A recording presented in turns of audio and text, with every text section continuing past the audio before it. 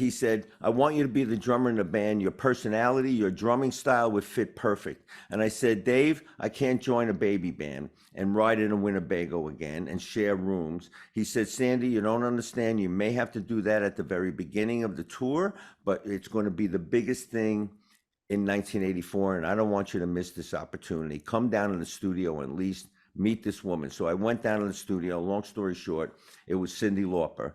Based on the little bits of songs that she was working on, this was her first album. Nobody knew who Cyndi Lauper was. But as soon as I walked in the studio, one thought struck me, is that this woman, based on the way she looks, the way her voice sounded, she played me a couple of little snippets of songs that we're working on. And I said, man, she's not going to fly under the radar. She's going to command an opinion from everybody, whether they like her or dislike her. And I said, based on that, and based on some of the songs I heard, based on the fact that she wanted me to play side stick on Time After Time, all of those things, I ended up joining the band, and it put me on the map in the music business, because not only me, but her band. And because she introduced her band every gig, every TV show, first and last name.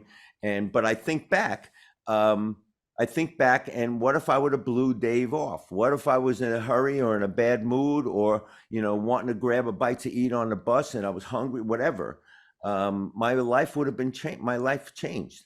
And so many good things come from that 1 5-minute encounter. The dominoes kept falling.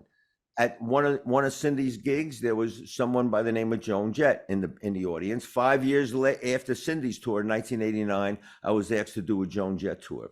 And I'm still reaping the benefits for that 5 minutes with Dave in the doorway, because November 23rd of that tour, November 23rd, 1984, I met the woman who I ended up marrying, and we're still together 38 years later.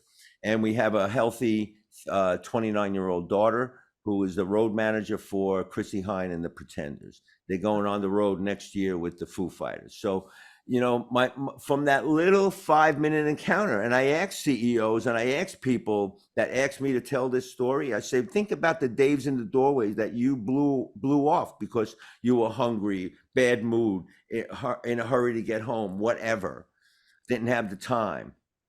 Think about the opportunities that could have crossed your path if you just engage people, if you just take the blinders off and walk through your life with a spirit of, how can I help you? How can I put a smile on this person's face?